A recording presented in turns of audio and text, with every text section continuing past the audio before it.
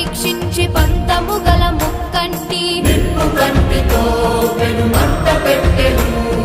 భగ భగ భగ మండే లింగము కాపాడ సాలి పురుగు మంట దూకి ప్రాణముదలగా శివుడు కనికరించి హృదయాన చోటునిచ్చి కాళహస్తి పేరు మొదట శ్రీని చేచి శివుడు శిఖోహమనునాదమే నింగి ధ్వనించే పరమేశ్వర లీలతో నీల ధరించే లీలా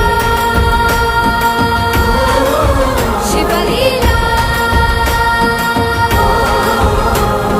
పలికేలా దీవించు నీలగంధరా శంకరా శివ శంకరా శాంభవా అభయంకరా.